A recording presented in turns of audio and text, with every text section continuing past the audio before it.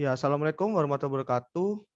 Kami dari tim fiktif akan mempresentasikan hasil proyek kami dan tim ini terdiri dari Judan, Fatia, Rizky, dan juga Bayu.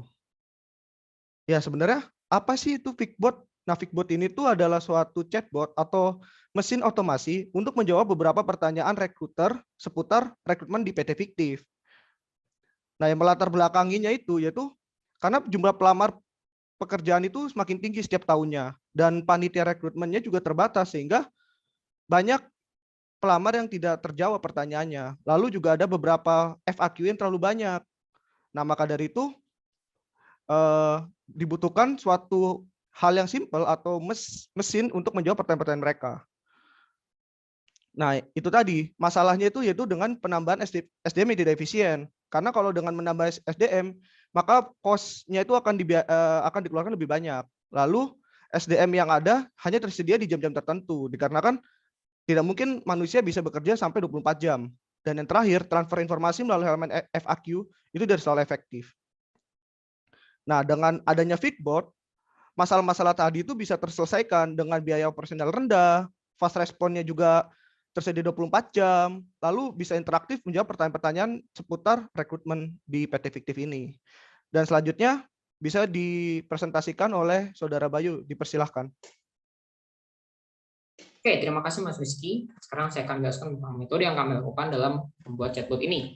Yang pertama yaitu generate data, langkah selanjutnya yaitu pre-processing, kemudian kami membuat dua model yaitu by LSTM dan NOR yang berjalan secara paralel, kemudian kami melakukan model improvement, lalu langkah terakhir kami memilih model terbaik untuk di-deploy. Ini adalah contoh dari generate datanya. Jadi ada input teks yang input oleh user, ada hi, hola, dan heyo, 3 input teks yang berbeda, tapi konteksnya sama, sapa.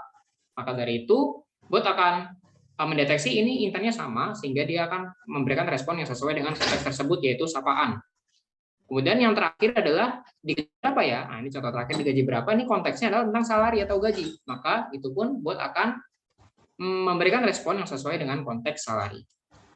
Langkah selanjutnya yaitu pre-processing. Contoh inputnya gini nih, kerjaannya DS nanti ngapain aja sih?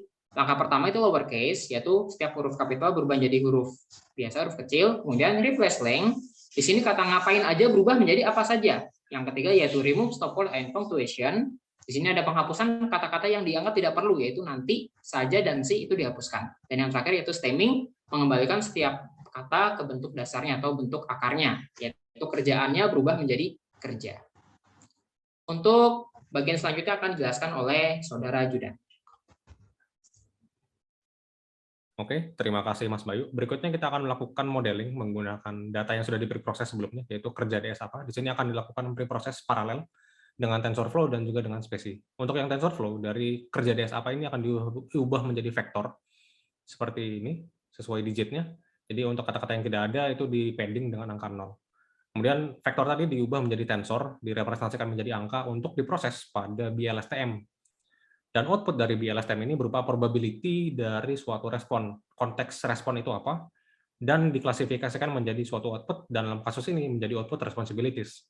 Sedangkan untuk spesi, di sini spesi mendeteksi suatu intent atau suatu entity dari teks yang diberikan. Jadi pada teks kerja DS apa di sini terdapat entity DS atau data scientist, atau di sini disebutkan sebagai scientist. Selanjutnya kita bergerak pada deployment. Jadi kalau kita lihat dari awalnya, dari user kerjaannya DS nanti ngapain aja sih, masuk ke Telegram. Dari Telegram ke pre-processing. Dari pre-processing di sini dibagi menjadi dua, ke NER dan ke TensorFlow. Digabungkan kembali pada post-processing dan akhirnya dikembalikan lagi ke Telegram dan ke user. Sebagai jawaban berikut adalah tanggung jawab yang akan diberikan untuk posisi data scientist dan seterusnya. Itu adalah respon dari botnya. Untuk demonstrasinya akan dilakukan oleh rekan saya, Mbak Fatia. Oke, terima kasih Mas Judan. Jadi ini adalah tampilan chatbot Fikbot yang kami kembangkan di Telegram.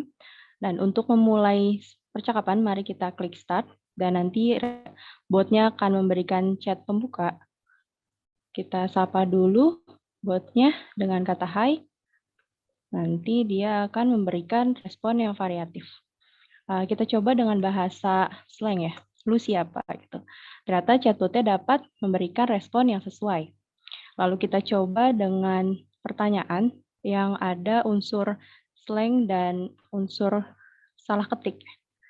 Dan locker ini adalah lowongan kerja dan dia dapat memberikan prediksi yang tepat, yaitu intent lowongan kerja.